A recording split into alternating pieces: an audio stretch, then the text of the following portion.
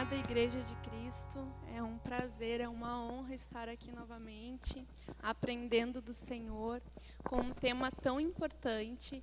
Hoje aqui com o pastor Daniel Centeno e com a Esther, a mesma figurinha da semana passada, né? A gente falava isso um pouquinho antes.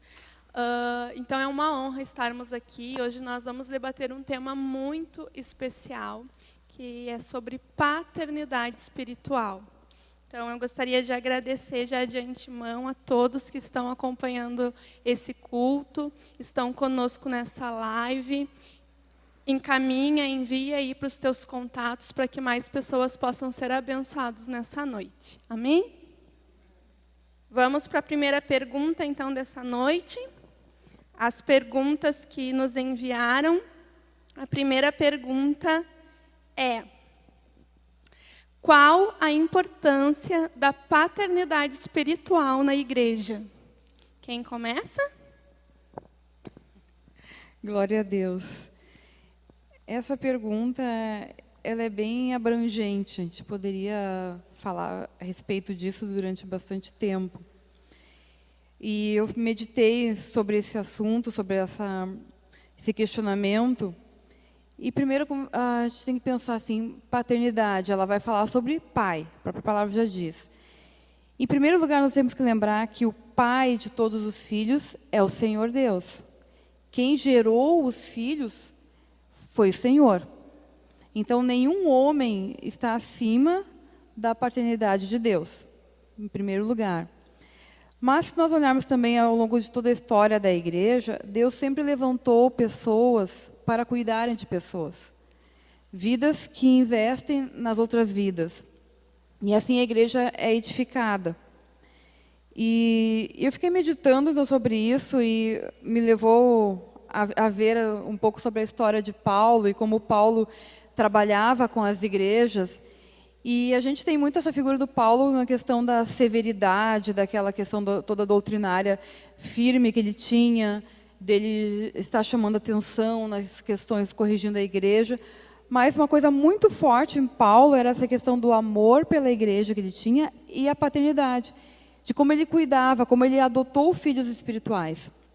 Então, ao longo do livro de Atos, a gente vai ver Paulo andando com Timóteo, né? A gente vai ver nas suas cartas, Paulo escrevendo para Tito, para Filemon, falando de Onésimo. São pessoas que ele vai se referindo como filhos. Os meus filhos, alguns ele fala assim, o meu filho que eu gerei. Gerou em que sentido? No sentido dele ter investido, dele ter pregado, dele ter trazido aquela pessoa ao Senhor. Embora a gente saiba que a obra ela é do Espírito Santo, mas Deus usa homens. E olhando então para Paulo, eu estava lendo essa semana lá a carta de Paulo aos Coríntios. Eu quero só trazer um pequeno versículo, alguns versículos para a gente pensar sobre isso. Ele diz assim, lá em 1 Coríntios, capítulo 4, versículo 14. Não vos escrevo dessa forma com a intenção de vos envergonhar, mas para vos advertir, como a meus filhos amados. Pois ainda que venhais a ter 10.000 tutores em Cristo, não teríeis, entretanto, muitos pais. Porquanto em Cristo Jesus eu mesmo os gerei por intermédio do Evangelho. Sendo assim, suplico-vos que sejam meus imitadores. Assim, em poucas palavras, assim, esse versículo ele resume muita coisa sobre a paternidade de Paulo. Primeiro ele fala a questão aqui, ele compara o tutor com o pai. E eu dei uma pesquisada nessa questão do tutor. Tem uma outra versão que usa a palavra aio. Aio, naquela época, era uma pessoa de confiança da família ou um escravo de confiança, que ele tinha a função de educar aquela criança, de acompanhar aquela criança até a maturidade.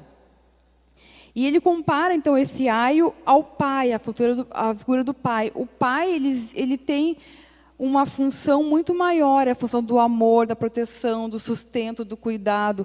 O aio, a gente pode dizer que era uma pessoa que estava muito ligada na questão profissional. Embora o escravo não é uma profissão, mas se eu fosse mudar para os nossos dias, seria um professor, alguém que está acompanhando uma pessoa, mas não tem aquela ligação de afeto profundo. Embora, claro, a gente sabe que em algumas situações alguém profissional pode acabar tendo esse tipo de ligação. Mas quando Paulo fala de paternidade, está falando de uma pessoa que está realmente ligada em afeto, em cuidado diretamente com aquela outra pessoa. E isso é muito forte, assim, né? Eu acompanhando assim, né, essas questões de Paulo, olhando assim, ele com seus discípulos ali, ele sempre está falando da questão do cuidado, da correção com amor. Então, assim, eu acho que a gente começa falando sobre paternidade, falando sobre isso.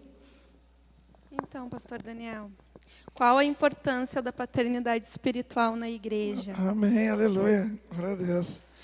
Primeiro quero, mais uma vez aqui, né, agradecer esse momento e também as pessoas que nos acompanham, hein, né? Nós estamos toda semana agora com a quarta-feira temática e nós temos recebido respostas maravilhosas, né? Eu mencionei que nós aprendemos com isso, nós crescemos muito com isso, né?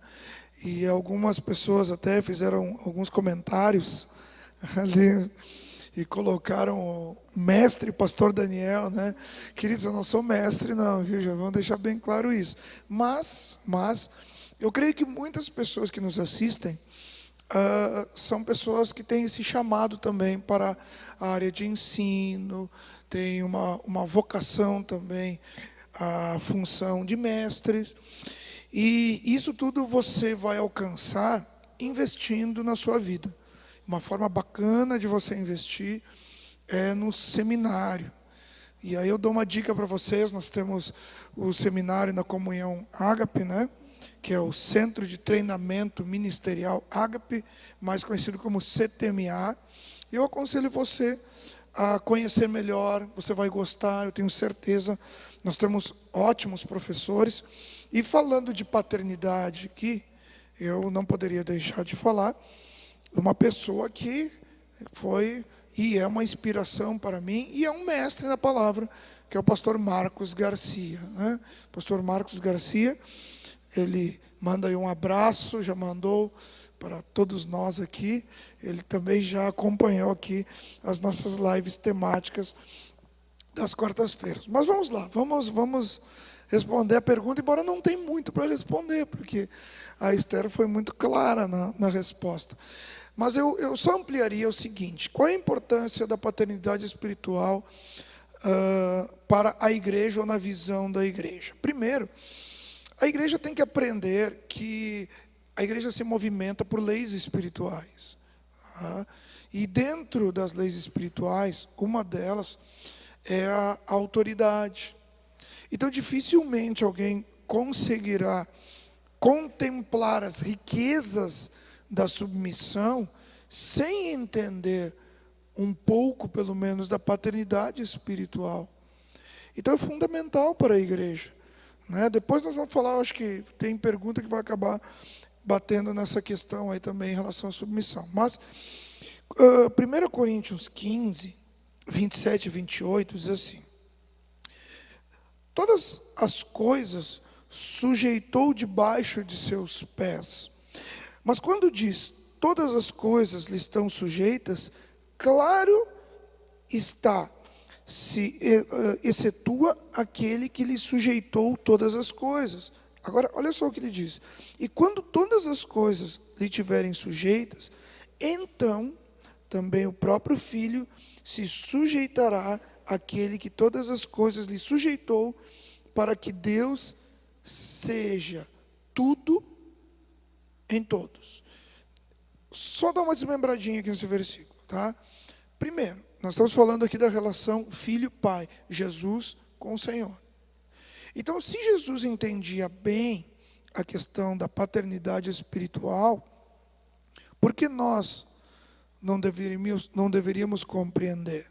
É claro que se você procurar na Bíblia, você não encontrará o termo paternidade espiritual, porque isso é o que a gente chama, né, de contextos escondidos, né, que você vai ter que interpretar e certamente fazer uma construção em cima disso. Mas Jesus deixou muito claro aqui, por meio da palavra, ele que é a palavra, deixou muito claro a questão do reconhecimento da paternidade espiritual em Deus. Segundo, ele coloca aqui a questão de um só pai, que foi o que a Esther também deu uma raspada ali, né? Um único pai. Então, paternidade espiritual, a gente já começa tratando que só há um, que é Deus. Tá? Outra coisa, finalizando aqui de Efésios 4, 6, que é esse aqui o que finaliza essa parte da questão em relação ao pai espiritual como sendo Deus. Efésios 4, 6. Um só Deus e Pai de todos. Então só tem um Deus, e é o Pai, Ele é o Pai sobre todos, ok? O qual é sobre todos, e por todos, e em todos. Então, por que a paternidade espiritual é importante para a igreja? Porque a igreja vai se identificar com o seu pai. É como uma certidão, né? Quando uma criança nasce, ela precisa de um documento que comprove a sua filiação. A paternidade espiritual leva a igreja a essa identidade com Deus, tendo Deus como o Pai de todos e sobre todos, incluindo a própria igreja. Glória a Deus. E a identidade, nós como filhos, então temos o nosso caráter formado na identidade do nosso Pai Celestial. Amém. A segunda pergunta que nos enviaram foi a seguinte: o que a Bíblia diz quando afirma que temos por pai Abraão? Bom, o que a Bíblia diz? Primeiro, eu acho que o texto aqui usado foi João 8, tá? Eu vou resumir um pouquinho João 8. João 8 foi o momento quando Jesus estava pregando para os judeus, tá? E quando Jesus estava pregando para os judeus, certamente, no entendimento judaico daquele tempo, Jesus iria confrontar algumas coisas que para eles já eram fatos notórios. Por exemplo, Jesus disse para eles acerca das Escrituras, né? Conhecereis a verdade vos libertará. Aí eles questionam Jesus, dizem assim: mas Jesus, nós somos descendência de Abraão, e nós não somos escravos. Agora tu vem dizer que nós vamos ser livres. Aí Jesus continua explicando para eles. Não, e foi discorrendo e tal. Até que chegou um momento que Jesus diz assim, em relação a ele como filho, né, no relacionamento e no cumprimento da missão como pai. Aí eles novamente se manifestaram. E eles disseram o quê? Mas nós temos por pai Abraão. Temos por pai Abraão. E aí Jesus responde para eles o seguinte, diz assim: ok, se vocês têm por pai Abraão, vocês também têm que praticar as coisas que Abraão faz. Correto? Então, quando a Bíblia fala acerca de ter por pai Abraão, não está dizendo a questão de Abraão ter uma paternidade espiritual sobre nós. Porque acabamos de mencionar, em cima desse texto de Efésios que nós lemos, que pai espiritual é só Deus. Agora, existe a paternidade na fé em Abraão, que a Bíblia nos ensina isso, né? Abraão como pai na fé. Então, esse texto aqui, ele trata na questão dos judeus, do esclarecimento de Jesus com os judeus e do questionamento, do rebater dos judeus concernente àquilo que eles viviam, que era a questão em relação a Abraão. Tá? Agora, a continuação do ensino de Jesus, na sequência dessa mesma abordagem, é interessante, porque Jesus, na sequência, ele vai culminar lá no desvendar do caráter do diabo, onde ele fala que tendes por pai o diabo, que é da mentira, né? Nele não há verdade e tal, ou seja, aqueles que não estão com a filiação em Deus, estão condicionados a uma outra filiação. Mas essa pergunta, quem fez essa pergunta, a resposta é: tendes por pai Abraão, era a resposta de Jesus em relação ao questionamento dos judeus. A Esther quer colaborar aí nessa resposta? É interessante a gente ver, eu concordo, o pastor Daniel colocou, realmente eu também li esse texto, na verdade até para responder uma outra questão no final, sobre a questão dessa paternidade relacionada a Abraão, e também que a Bíblia fala muito na questão de Abraão, questão da fé. Então, o que a gente pode ver? O judeu, ele tem a descendência natural de Abraão, ele vem daquela linhagem natural de Abraão. E de Abraão, na questão natural, descendeu Jesus, porque Jesus veio de Judá, que é da descendência de Abraão. E, não querendo voltar, então, ao que o pastor falou, só voltando à questão espiritual, quando se fala na questão da fé, lá em Gálatas 3, versículo 7, diz assim: sabei, pois, que os que são da fé, esses são filhos de Abraão. Ora, a Escritura, prevendo que Deus havia de justificar pela fé os gentios, anunciou previamente a boa nova a Abraão, dizendo: em ti serão abençoadas todas as nações, de modo que os que são da fé são abençoados com o crente Abraão. Então, na verdade, tinha muito essa questão do judeu achar que a promessa era dele, que tudo era para ele. Aqui Paulo mostrando, não, quem é da família de Deus é aquele que tem fé, como Abraão teve fé. Então, entra toda a questão da circuncisão, da lei, tudo que Paulo vai discorrer nas suas cartas, principalmente na carta de Gálatas, ele fala muito sobre essa questão da lei e a justificação pela fé. Então, entra toda a questão dessa questão espiritual, dessa ligação espiritual com Abraão. Não na questão de que Abraão seja um pai espiritual, não isso que ele continua, mas aquilo que Abraão fez, a fé que ele fez, ela ficou gravada, marcada, para que aqueles que vieram depois possam imitar a sua fé. A fé que ele teve em Deus e foi justificado pela fé e não pelas obras. Eu acho que esse momento de Jesus estava redefinindo a rota dos judeus, né? Porque até então, o pai era Abraão mesmo.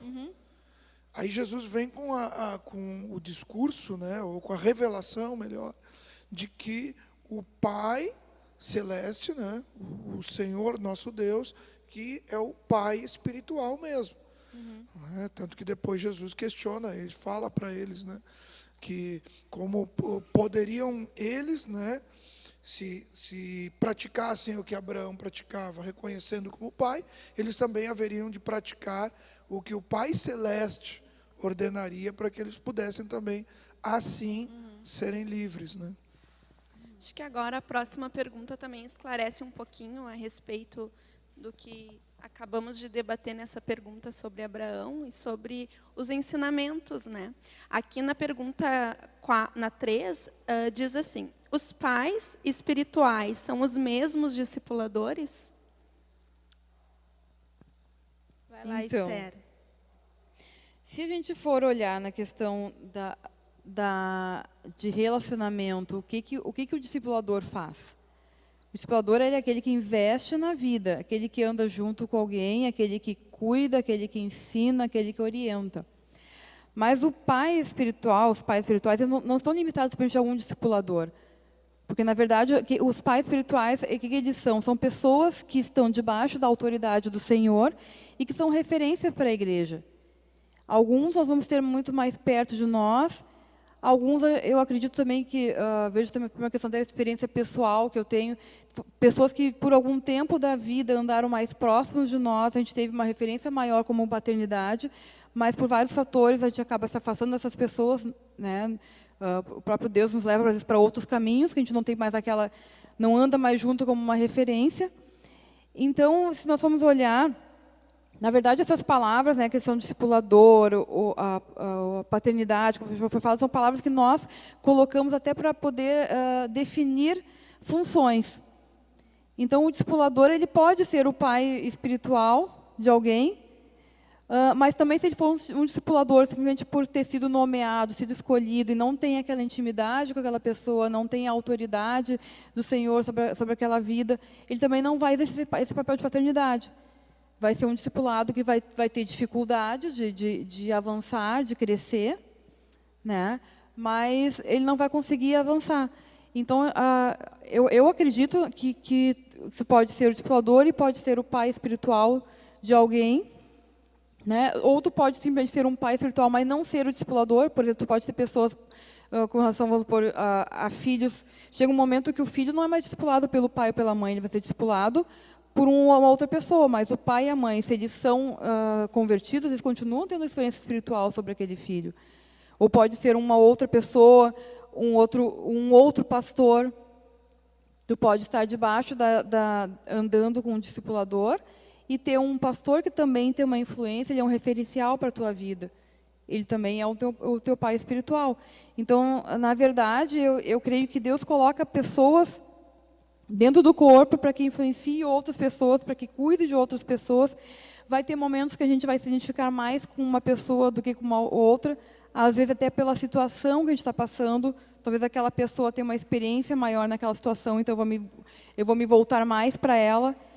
Então, eu acho que também é algo que é relativo. Pode ser ou pode não ser. Pode ser e pode não ser, é verdade. Eu só queria, na verdade, aqui, não sendo redundante, mas só tocar um ponto que eu acho que é fundamental. Tá? Até porque a pergunta, colocaram isso aí, o pai espiritual, né? Os pais espirituais são os pais mesmos? Espirituais, ok. Eu acho que é importante só nós explicarmos bem aqui, porque eu não consigo, assim, me sentir confortável com esse termo pai espiritual, uma vez que, para mim, pai espiritual é Deus. Tá? Porque, assim, nós não podemos gerar nada espiritualmente. Nós não podemos gerar filhos espiritualmente. A prova disso foi o encontro de Nicodemos com Jesus. Não foi? Nicodemos foi falar com Jesus. Aí Jesus disse: olha, Nicodemos, o negócio é o seguinte, convém que tu nasça de novo.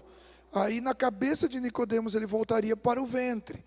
Na compreensão e no ensino de Jesus, era nascer no Espírito. Então, não se gera filhos espirituais. Né? Você pode gerar filhos na fé. Então, nós temos a paternidade espiritual, que é Deus.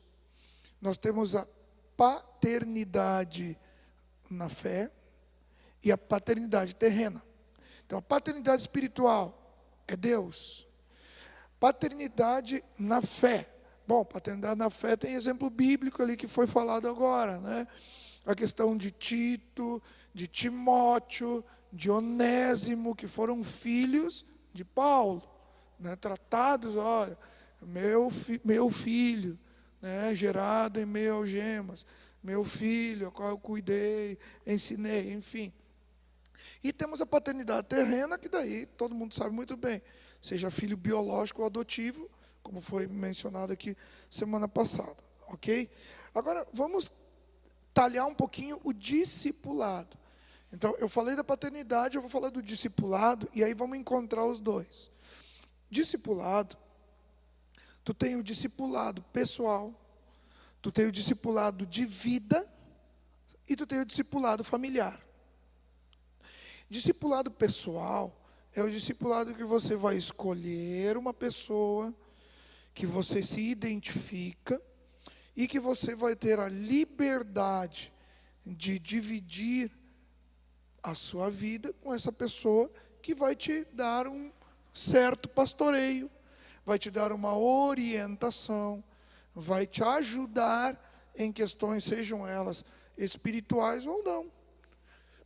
Esse é um discipulado pessoal. Aí nós temos o discipulado familiar. O discipulado familiar é onde os teus pais vão te orientar, vão te educar, vão te conduzir, porque os filhos não deixam de ser discípulos. Tá? Por fim, tem o discipulado da vida, que esse, por incrível que pareça, todos nós sabemos muito bem o que é, né? a gente aprende com a vida.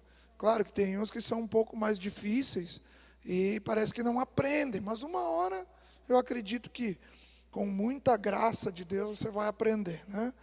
Agora, o pai na fé, então, né? Vamos refazer a pergunta. O pai na fé, ele também pode ser o nosso discipulador? Pode ou não, como a Esther respondeu. Né? Não necessariamente, vamos dizer assim, o mesmo pastor que foi o aio, né, na tua vida para te conduzir à questão salvífica em Cristo, ele não necessariamente pode ser o teu discipulador. Né? Eu mesmo, várias pessoas, né, me convidam para ser discipulador deles. Né? Eu não tenho nem condições hoje para ser discipulador de muitas pessoas. Né? Certamente não atenderia todos com a qualidade e a excelência que Deus espera. Agora, é importante o seguinte, que compreender que o fato, por exemplo, dos pais biológicos, agora falando de uma família cristã, né, de uma família de crente, o fato dos pais ou do pai não ser o discipulador do filho, não diminui nem o pai e nem o filho. Eu tenho meu filho, por exemplo, que eu dou o discipulado familiar para ele. Mas o discipulador pessoal dele é outra pessoa. Isso não me diminui em nada. Então, necessariamente, não precisa ser a mesma pessoa cumprindo as duas funções. Né? 1 Coríntios 4, 14 a 17 diz assim, não escrevo essas coisas para vos envergonhar. Acho que tu leu antes, né? Mas para vos admoestar como a filhos meus amados, enfim. Isso Paulo falando em relação aos seus filhos na fé. Então, assim, discipulado é uma bênção, né? A gente poder contar com alguém que possa nos orientar, nos escutar, nos dar conselhos e nos clarear, muitas vezes, situações. Então, o discipulado é um crescimento, né, pastor, dentro da igreja. Eu vejo muita diferença nas pessoas que são discipuladas e no entendimento delas na fé, na maturidade na fé. Então, aproveitando, quero mandar um beijo para a minha discipuladora, que é a pastora Lenice Moura, que está lá em Mato Grosso e está assistindo a nossa Abração live. para a Lenice, né? O pessoal de Mato Grosso que está conosco, o pessoal do Rio de Janeiro mandando abraço aqui também, dizendo que está acompanhando. O pessoal do Rio de Janeiro, vale lembrar o seguinte, eles estão toda semana conosco. Toda semana. Tem, então, assim, ó, um abração, um beijão para esse povo maravilhoso aí, que é aquela cidade maravilhosa também. Mas tem uma pastora lá de Itatiaia também que está nos acompanhando, a pastora Magda, né, que tem assistido nossas lives. Então, um abraço para todo mundo, o pessoal de Gravataí, que está aqui ligadinho conosco. Um abraço para vocês, queridos. E vamos para a próxima pergunta, então. A próxima pergunta diz assim: o que significa andar debaixo de uma cobertura espiritual, pastor Daniel? O que o senhor me diz? Olha, eu digo exatamente o que eu mencionei na primeira pergunta, tá? Porque nós vamos voltar na questão das leis espirituais e da importância da igreja entender isso. E cobertura espiritual é mais uma daquelas palavras que você não vai encontrar na Bíblia, correto? Mas o funcionamento está. É quase que nem aqui, ó. Eu vou cuidar o que eu vou falar, porque eu sei que tem coisa que depois fica picando e depois o pessoal fica me questionando pelo privado. Tá? É que nem quebra de maldição. Você não vai encontrar quebra de maldição na Bíblia, mas você encontra o princípio. Ok? A cobertura espiritual é a mesma coisa. Então, além de compreender melhor as leis espirituais, a cobertura espiritual é sinônimo de proteção. Eu lembro de uma situação que aconteceu comigo, que eu estava caminhando na rua e o tempo fechou de repente, aquelas chuvas de verão torrenciais, e estava se armando uma chuva de granizo, e começou a cair pequenas pedras de granizo. Né? Mas para que vocês entendam, naquela época eu tinha cabelo, então, né, tinha cobertura também. E eu procurei uma marquise para me colocar embaixo, para que aquelas pedras não me atingissem. A cobertura espiritual é mais ou menos isso. A cobertura espiritual é uma proteção nas nossas vidas, né? Nós somos guardados, nós somos protegidos pela cobertura espiritual. Eu acho que eu iria construir aqui, como eu gosto de fazer, construir uma pergunta dentro da outra. Por que não ter uma cobertura espiritual? Talvez essa pergunta seria muito bacana da gente analisar. Por que alguém que teria a oportunidade em Deus de ter proteção rejeitaria ela? Existe uma síndrome na natureza humana, que é a síndrome da independência. Isso já existe desde quando a gente é criança, né? Você é pedagoga, sabe bem isso, né? Então, a criança, quando ela está aprendendo a caminhar, ela mira de um móvel para o outro. E aí o pai vai lá, ou a mãe está ali ajudando ela. Quando ela começa a ganhar segurança, ela não quer mais a ajuda dos pais. Então, eu acho que o fato da cobertura espiritual ser rejeitado por algumas pessoas é porque talvez, né, elas estejam divergindo até da questão da bandeira do Brasil, que diz lá independência ou morte, né? Só que quando nós declaramos a nossa independência, o pecado faz jus, e aí vira independência é morte. Então, eu acho que esse ponto de rejeitar a cobertura espiritual, como hoje está acontecendo bastante, é sinônimo de uma dificuldade muito grande que as pessoas têm, incluindo no próprio discipulado, que você falou agora no final da outra pergunta, você fez essa consideração da importância do discipulado.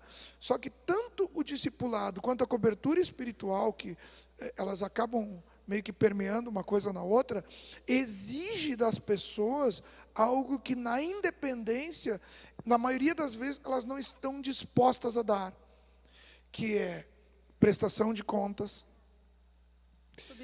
submissão, a sinceridade.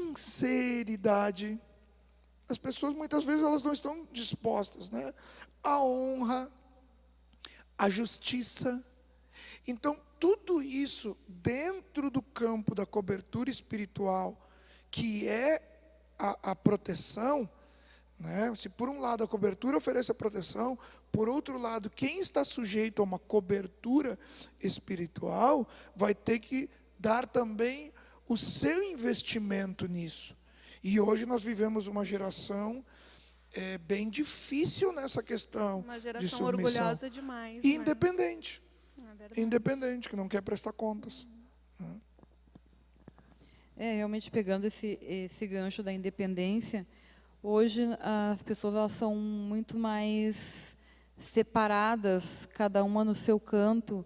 A gente vê que a vida hoje levou a ter os amigos virtuais, a ter o teu canto e não dividir as coisas. A vida, na verdade, pode até dividir coisas com relação a fazer doação, ajudar, mas dividir a vida hoje é mais complicado, é mais difícil.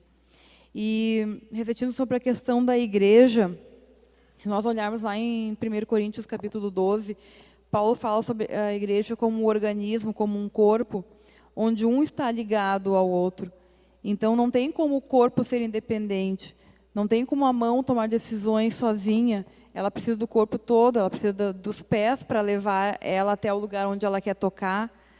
E assim todo o corpo depende, uma parte depende do outro. Aí Paulo fala, quando um sofre, todos sofrem, quando um se alegra, todos se alegram. E se nós olharmos mais profundamente a questão da igreja, nós vamos ver que Deus, ele estabeleceu autoridade sobre a igreja e hierarquia sobre a igreja. E a hierarquia é uma coisa que hoje, muitas vezes, ela é rejeitada. As pessoas acham que é autoritarismo, mas não é. É uma organização para que as coisas funcionem. Não pode todas as pessoas tomarem decisões e elas fazerem o que bem quer. A gente tem que ter as coisas organizadas. A Bíblia diz que Deus ele faz as coisas de uma forma organizada. Então, quando a Bíblia fala na questão de hierarquia, de liderança, é realmente isso que o pastor falou, é a questão da proteção. Eu tenho alguém sobre mim, eu tenho alguém que vai cuidar da minha vida. E eu tenho a minha responsabilidade da questão de prestar contas, questão de andar conforme aquilo que foi orientado, conforme aquilo que foi ensinado. E isso realmente hoje o ser humano se fechou muito a isso. É muito complicado. Hoje, se a gente for olhar as próprias crianças, elas já querem tomar as decisões sozinhas. Não, deixa comigo, eu faço. Aí vai crescendo, o adolescente não quer ouvir os mais velhos. E começa a entrar em conflito. E isso, a igreja, ela é uma parte da sociedade. Nós temos aqui pessoas que fazem parte da sociedade, que tiveram esse tipo de criação também. E um vai influenciando o outro, e daqui a pouco as pessoas acham que são independentes. E nós não somos independentes uns dos outros. Isso vai levar só realmente a tristeza, a gente ter problemas. E também lá em Hebreus, capítulo 13, versículo 17, diz assim, obedeçam aos seus líderes e submetam-se à autoridade deles. Eles cuidam de vocês como quem deve prestar contas. Então, isso também é uma outra questão que a gente tem que olhar. O líder também vai prestar contas daquilo que ele está fazendo. E nós, se nós formos submissos, nós vamos facilitar essa questão para o líder. Ele não vai sofrer tanto com a gente se a gente tiver tanta dificuldade de submeter. Então, realmente, é uma coisa para a igreja refletir nesses dias, que não tem como ser crente em casa sozinho. Hoje a gente está vivendo uma questão bem atípica, essa questão da pandemia, onde nós estamos um pouco mais separados, mas não sem cobertura. Nós continuamos sendo cobertos espiritualmente, né, primeiro, claro, para o nosso Deus e Pai, mas por aqueles líderes que Ele estabeleceu na igreja. E nós não podemos desprezar essa questão nesses dias. Não tem como a gente simplesmente dizer, eu sou da igreja tal, mas eu nunca vou lá, não participo, não sei quem é o pastor. Porque isso realmente vai trazer perda para nós e não crescimento. Tanise, permita-me só fazer uma consideração. Eu quero só aproveitar uma questão que a Esther estava falando, e eu até estava aqui me coçando, eu queria que a Esther continuasse até, né? Mas só fazer uma observação, que é o seguinte aspecto. Existe um contraponto aqui. De um lado, a independência que favorece esse afastamento de uma cobertura espiritual, por sua vez, seja pela não prestação de contas ou tantas coisas assim, mas também existe um problema, e acho que a Esther colocou algo muito, muito, muito salutar. Ela diz que os líderes também hão de prestar contas.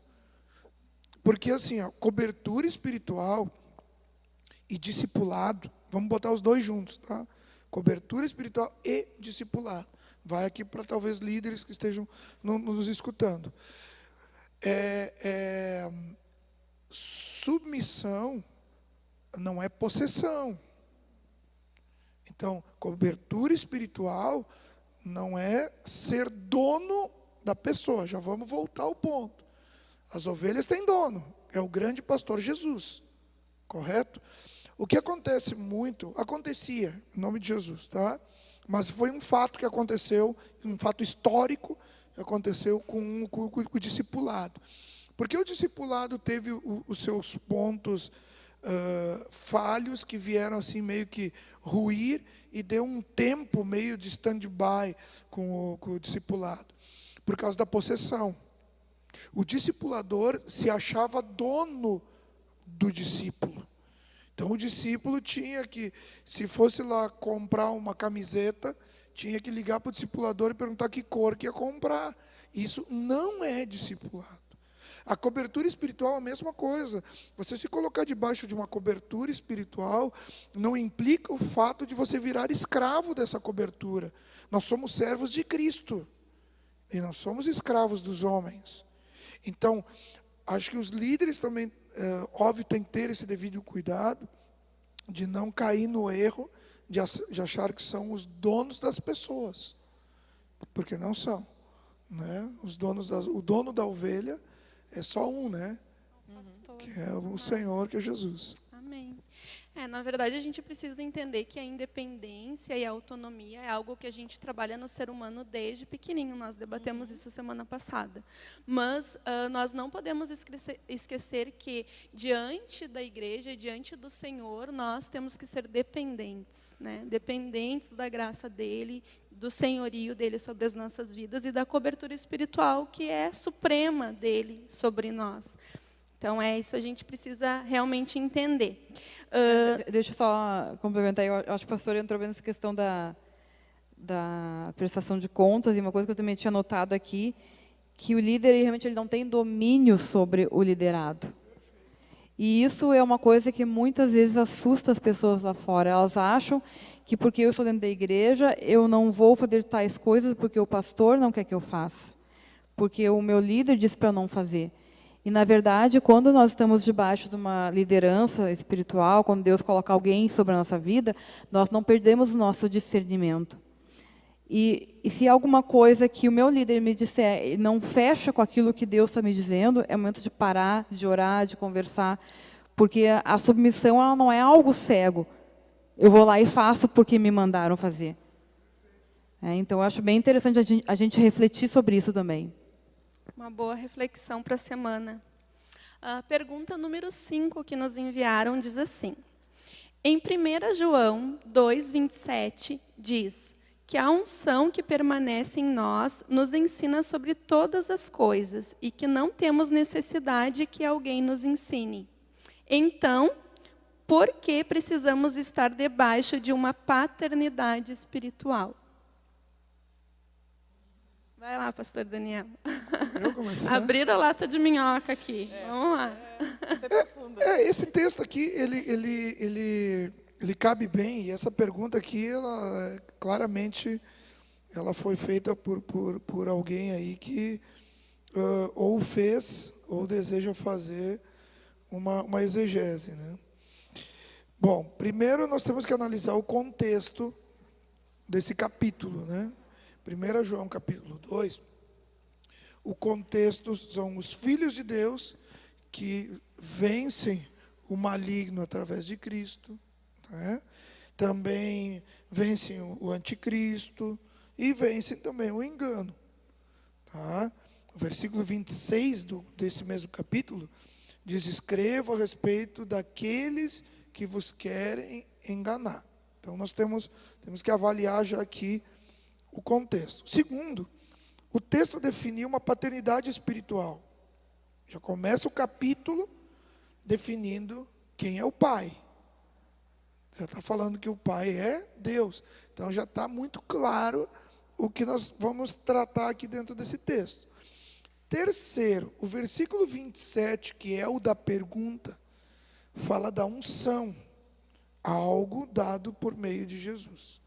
Então, diz que esta unção nos ensinará a respeito de tudo relacionado a Jesus, né? Unção, que é a palavra carisma, né? Que traduzem como carisma.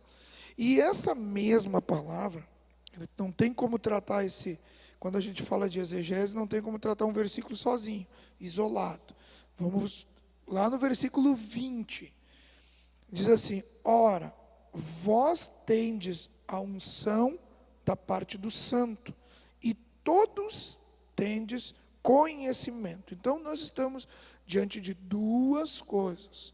Não dá para pegar só aquele versículo 27 e usar ele de forma isolada, senão vai estar alimentando muito rebeldezinho de plantão por aí, que vai dizer: eu não preciso de paternidade na fé, eu não preciso de cobertura, eu não preciso de nada, porque a própria unção que está sobre mim me ensina. Então, meu irmão, se a unção que está sobre ti te ensina, tu já é melhor do que Jesus, porque Jesus tinha a unção e era ensinado pelo Pai. Então já temos um problema aí. E entre crer em Jesus e crer em você, eu fico com Jesus. Mas vamos lá, vamos continuar. Uma coisa é unção, outra coisa é conhecimento. Tá? O conhecimento, ele foi repassado, foi dado por alguém. A unção é dada pelo Espírito. É dada por Deus por meio do seu Espírito. está lá na Bíblia, né? Jesus fala sobre isso do Paráclitos, o Consolador, que é o Espírito Santo. Convém que eu vá para que o Consolador venha e, como a própria palavra diz, ande junto de vocês, ande ao lado de vocês. Então, se por um lado o conhecimento ele é dado ou repassado por alguém, que pode ser o teu pai na fé, teu discipulador, né, por meio da palavra de Deus e tal. Por outro, você vai receber a unção de Deus. E aí eu faço um exemplo assim, ó, em relação aos dons. Tá? Os dons. Eu posso receber um dom do Espírito Santo em minha vida, que na prática, quem vai me ensinar vai ser a unção do Espírito. Você entende? Por exemplo, eu quando comecei a falar em línguas, eu recebi o dom de línguas quando eu tinha acho, uns 13 para 14 anos de idade. Quem me ensinou a fluir nas línguas foi o Espírito Santo. Porém, quem me tornou conhecido a existência desse dom foi o meu pastor. Então, jamais eu poderia rejeitar o ensino do meu pastor da existência do dom pelo simples fato de que a unção do Espírito me ensinou. Vocês estão entendendo? Amém? Claramente. Então, eu acho que a resposta desse versículo é exatamente isso. A unção do Espírito vai sim te ensinar acerca das coisas do Espírito. Mas você vai precisar do conhecimento através de uma outra pessoa. Eu concordo, eu acho que é bem por aí. Uma coisa importante a gente sempre refletir, que a Bíblia ela é estudada com texto e contexto. Eu não posso pegar um texto independente e dali tirar uma doutrina. Então, eu creio que é por aí que o pastor colocou. Eu anotei aqui ainda quando Jesus fala para os seus discípulos, lá em João 14, 26, ele fala: o Espírito de Deus nos ensina todas as coisas. Então, o ensino está ligado ao Espírito Santo. Quem ensina a igreja é o Espírito Santo. Se eu tenho o Espírito Santo dentro de mim, ele vai testificar o conhecimento, aquilo que eu estou recebendo, se aquilo é de Deus ou se não é de Deus. Então, eu vou estar crescendo espiritualmente assim, mas isso não quer dizer que eu não precise dos outros. Porque se assim fosse, Deus não teria colocado mestre na igreja, Deus não teria colocado profeta, apóstolo. Se cada um aprende sozinho com o Espírito Santo, nós seríamos pessoas separadas, isoladas, aprendendo com o Espírito Santo. E não é isso que funciona. E a Bíblia inteira mostra dessa forma a igreja, um edificando a vida do outro. Então, sim, nós precisamos aprender e crescer um com os outros. E o Espírito de Deus que habita em nós, ele vai estar falando conosco. E se nós estivermos, como diz, andando no Espírito, que também tem essa questão, também muita gente até tem o Espírito de Deus, porque é novo convertido, nasceu de novo, mas não anda no Espírito. Então, também, muitas vezes, não vai nem ouvir o que o Espírito está falando. Então, isso é importante a gente refletir. Nós precisamos, sim, uns dos outros, crescerem uns com os outros e ouvir o Espírito Santo. Falando em ensino, né, não poderia deixar aqui, né, minha deixa, de que Jesus foi o maior pedagogo da história e com uma didática muito tremenda, né, uma pedagogia maravilhosa. E hoje a ciência comprova que as pessoas aprendem, né, como falamos a semana passada, pelos neurônios espelhos, então é pelo exemplo de outras pessoas. E nós temos as modalidades de aprendizagem, cada um tem a sua, mas a ciência concorda que nós aprendemos quando nós fazemos. Então, é quando alguém me ensina e quando eu estou reproduzindo, quando eu estou ensinando. Então, a minha prática me ensina muito mais. Então, a gente aprende do Senhor, com certeza, o Senhor nos ensina quando a gente também se coloca debaixo dessa autoridade, né, dessa paternidade espiritual de Deus, para que Ele venha nos ensinar, mas nós aprendemos sim, e muito com as pessoas, o tempo inteiro, assim como nós estamos aprendendo nessa noite. Então, vamos para a próxima pergunta, que diz assim: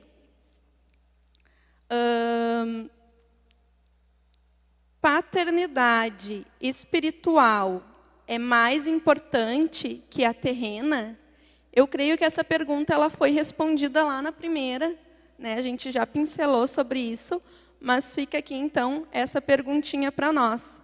A paternidade espiritual é mais importante que a terrena?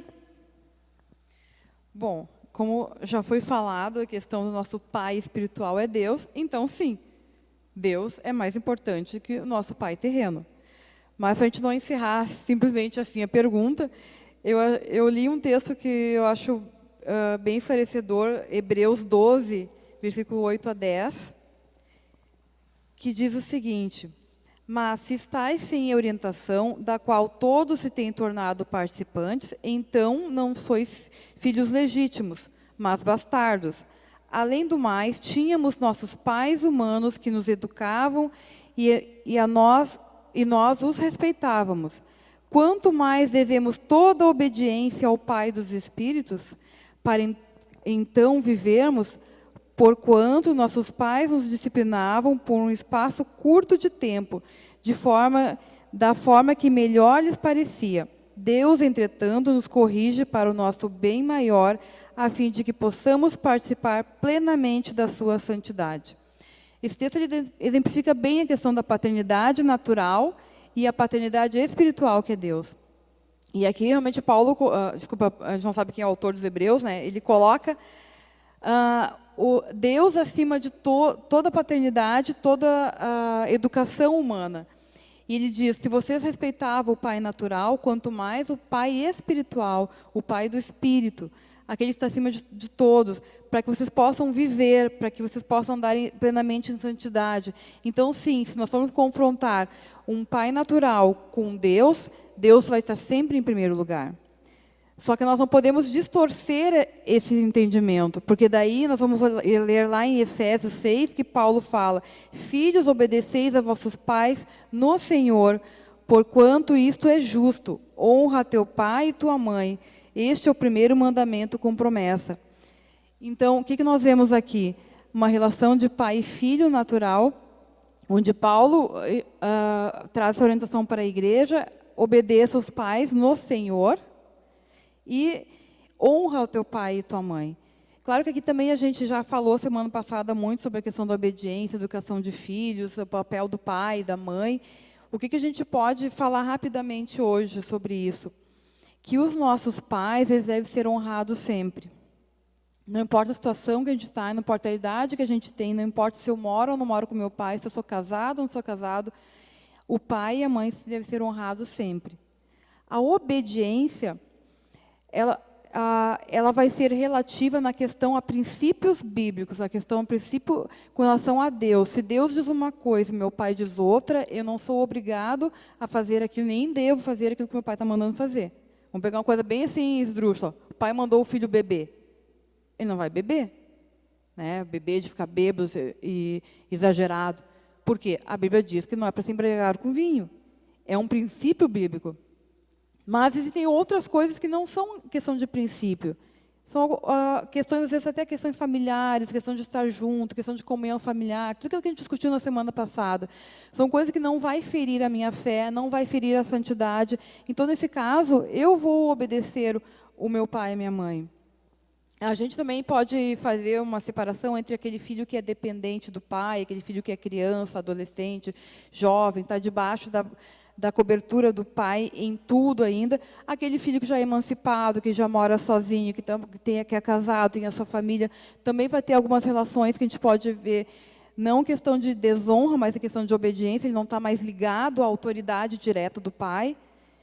Né? Mas, se nós vamos olhar a questão de honra, ele vai honrar sempre. E aí entra a questão também do líder.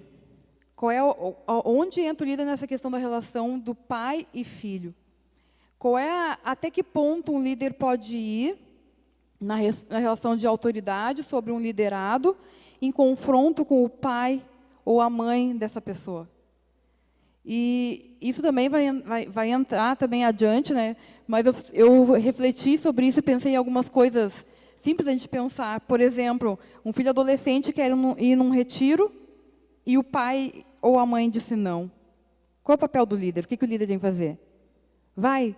deixa teu pai lá para trás, não obedece teu pai, é muito mais importante estar com o Senhor, vamos adorar o Senhor lá. Não, não é uma questão que fere princípio. Existe alguma coisa por trás disso. Existe alguma razão que aquele pai não quer permitir que o filho saia de casa naquele momento. Então, naquele momento, o que vai acontecer? Vai valer a palavra do pai. O pai não deseja que vá, então o pastor, o líder, seja quem for, vai dizer, não, tu vai obedecer ao teu pai hoje. Hoje teu pai te quer em casa. E assim outras coisas, amados, que não vão ferir princípios bíblicos. Essa pergunta foi respondida semana passada, né? A gente já... Eu posso pedir para... Repetir a pergunta, por favor. Paternidade espiritual é mais importante que a terrena? Tá. Não, ok. Eu tenho medo de botar grau de importância nas coisas da Bíblia, porque para mim tudo é importante, né? Não tem como dizer, santidade é mais importante do que adoração. Jejuar é mais importante do que cantar. Eu acho que tudo está ligado ao momento e aquilo que Deus está esperando de nós. Mas nesse ponto de paternidade espiritual, e aí eu reforço o que a Esther falou, Deus está acima de tudo. Tá? Agora, botar paternidade na fé, paternidade terrena, qual é a mais importante? Aí vai de cada situação, ou do que está acontecendo, né?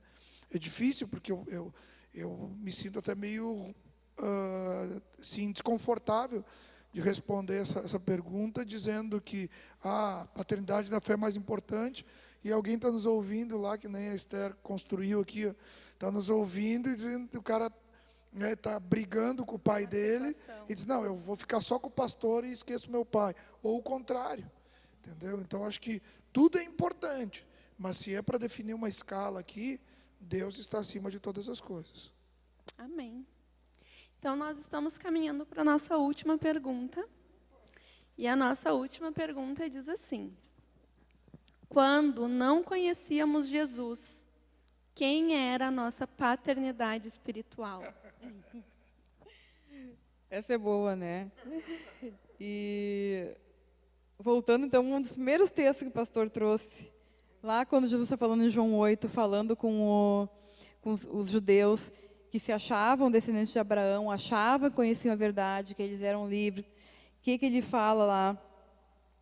Ele fala assim, vós tendes por pai ao diabo e quereis satisfazer os desejos do vosso pai. E é muito forte isso. Também, se for olhar Efésios capítulo 2, Paulo fala, e vos vivificou, estando vós mortos em ofensas e pecados. Em outro tempo andastes segundo o curso deste mundo, segundo o príncipe da potestade do ar, do espírito que agora opera nos filhos da desobediência, entre os quais todos nós andamos também nos desejos da nossa carne, fazendo a vontade da carne e dos pensamentos, e éramos, por natureza, filhos da ira. Então, aqui ele traz dois exemplos da questão da paternidade do mundo. Ele fala a questão dos filhos da desobediência e filhos da ira. Lá, Jesus fala sobre eles serem filhos do diabo. O que isso quer dizer? Que aquele que não está em Cristo, ele é escravo do pecado. Ele é dominado pelo diabo. Não quer dizer que seja uma paternidade na questão do cuidado, é a questão do domínio. Né, a propriedade, o domínio. Então, quem não está em Cristo, ele é dominado pelo diabo. Mesmo que a pessoa seja uma pessoa boa. A gente tem pessoas aí fora que, na verdade, quando a gente fala isso, a gente não quer ofender ninguém. A gente está trazendo uma realidade espiritual, como a Bíblia mostra a questão espiritual, mas quem não está em Cristo está sendo dominado pelo diabo. E, graças a Deus, que Deus enviou Jesus para que ele morresse na cruz, pagasse o preço pelos nossos pecados, e nós somos libertos do domínio do diabo. Quando nós viemos para Jesus, a Bíblia diz que ele nos libertou do império das trevas, né, e trouxe para o reino do Filho do seu amor. Então, Jesus quebrou essa ligação que a gente tinha com o pecado, com o diabo, e nos trouxe para a família de Deus. Então, hoje nós somos filhos de Deus. Aqueles que creem no seu nome são filhos do Senhor. Eu vou continuar. Tá? 2 Coríntios 6, 14 diz: não vos prendais a um jugo desigual com os incrédulos. Pois que sociedade tem a justiça com a injustiça? Ou que comunhão tem a luz com as trevas? Quando se fala de paternidade espiritual, lógico, nós estamos tratando de questões espirituais, ou seja, são coisas que a gente não vê, são coisas que nós cremos, são coisas que nós acreditamos e exercemos a fé para isso. E para nós que amamos os perdidos, né? Nós amamos as pessoas que não conhecem a Jesus, dói no nosso coração falar, por exemplo, que uma pessoa que não conhece a Jesus, ela está sob o domínio do mal. Isso dói, né? Todos nós temos amigos, temos parentes, temos conhecidos que são pessoas, como a Esther falou, pessoas boas, pessoas queridas, né? E até mesmo às vezes pessoas como muitos crentes costumam dizer, né? O cara só falta se converter, porque o cara é, né, de tão bom que ele é. Mas nós não podemos ignorar que existe uma movimentação como num filme. O pastor Ronaldo estiver assistindo aqui, ele vai amar isso aqui, né?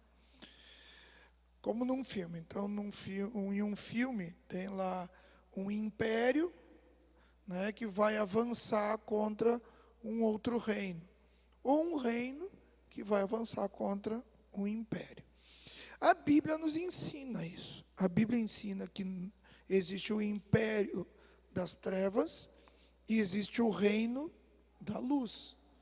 Então, o reino da luz, ele avançou sobre o império das trevas. Tá? E o que acontece hoje? O nosso rei, Jesus, aleluia, ele venceu o império das trevas. A Bíblia diz que ele riscou a cédula, a dívida que era contra nós, ou seja, já é a batalha vencida. Então já vamos definir aqui, uma batalha que já tem um vencedor, e o vencedor é Jesus, amém? Porém, existem ainda pessoas que estão lá no império das trevas, que precisam ser recrutadas para o reino da luz.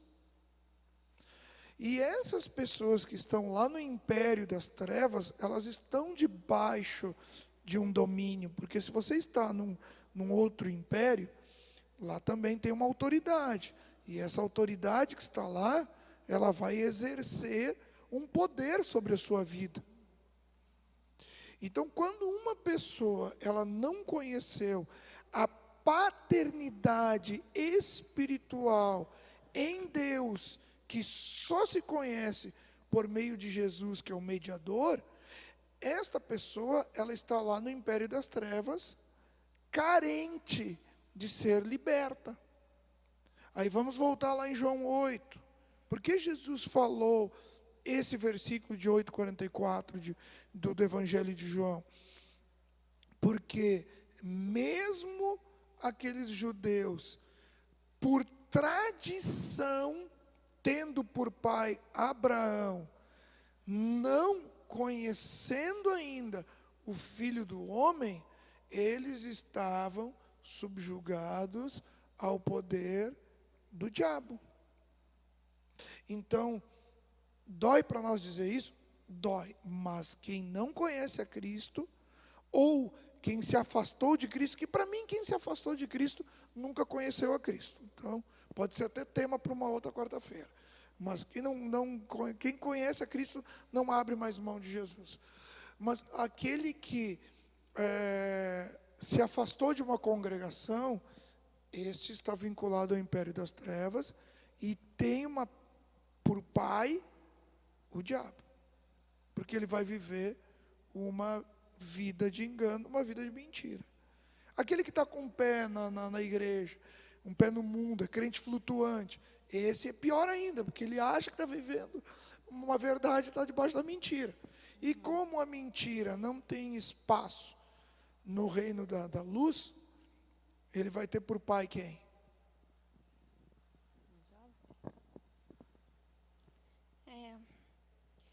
Dá mais uma pregação aí, hein, pastor? Com certeza. Dá uma bela pregação, uma bela ministração. Então, fica de tema de casa para a gente poder refletir nessas perguntas. E a gente precisa definir. Tem muita gente que anda em cima do muro e as pessoas precisam definir de que lado vão ficar. E o nosso desejo é que todos venham para a luz e que ande nesse caminho, porque Amém. Sabemos que o Senhor tem algo bom e a Bíblia diz que aquele que começou a boa obra, né, há de completar. Então nós queremos orar, abençoar a vida de quem nos assistiu, agradecer a todos que nos acompanharam neste período e também dizer que aquele que está como nós, que anda debaixo da cobertura do Senhor, que tem o senhorio, né, de Deus sobre a vida, que está entregue realmente na vontade de Deus, nós queremos também desafiar você que está na sua casa. Eu tenho para mim, assim, pastor, nesse período de quarentena, eu tenho visto muito a mão de Deus, assim, nas nossas vidas, né? Um testemunho aqui pessoal. Eu e o Maurício, a gente ficou, eu agora retomei o trabalho aos pouquinhos, né? Estou voltando aos atendimentos no consultório, mas o Maurício ainda está bem parado. Mas nós temos visto a mão de Deus em todo o tempo, suprindo cada necessidade e não deixando faltar nada. Esses dias ainda eu disse, meu Deus, um banquete, né? A gente estava lá desfrutando do almoço do Dia das Mães, enfim. E eu disse, Senhor, como Deus é bom, né? Deus é maravilhoso, realmente não tem deixado nada nos faltar, tem suprido. Então, se Deus tem suprido também na sua vida, você tem andado em fidelidade com o Senhor, não deixe de ser fiel nesse momento, queridos. Abençoe o reino, contribua com as suas ofertas, com as suas primícias, e você que é membro dessa igreja, dizime, seja fiel com seus dízimos, porque eu tenho certeza que o Deus que nós servimos, Ele é fiel em todo tempo. Em todo tempo. Então, aí, né, vai aparecer os dados bancários para você que quer contribuir conosco. Se você não é do nosso ministério e quer abençoar, né, segue os dados, mas você que é de outro ministério, seja fiel ao seu ministério, dizime no seu ministério e participe conosco. Nosso convite para você ficar ligadinho aqui no domingo, às 10 da manhã, teremos um culto abençoado. E todas as quartas-feiras, então, às 20 horas, estaremos aqui com outros temas para debater. Que Deus abençoe a sua semana, a sua casa, e que Deus, esse Pai amoroso, possa cobrir a sua vida de bênção. Amém? Glória a Deus. Glória a Deus, que Deus abençoe a todos em nome de Jesus, que a presença do Senhor, o nosso Pai Celeste, esteja no seu lar aí, te concedendo paz, saúde, alegria, em nome de Jesus. Deus certamente te ama como um filho e te surpreenderá para a honra e glória do teu nome. Assim nós o abençoamos no nome de Jesus.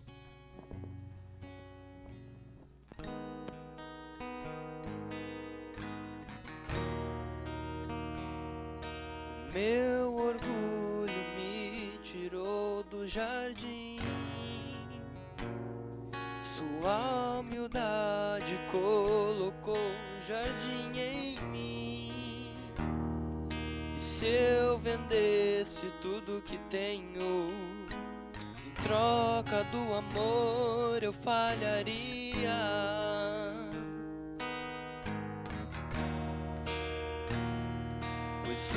O amor não se compra, nem se merece. O amor se ganha, de graça o recebe. Eu quero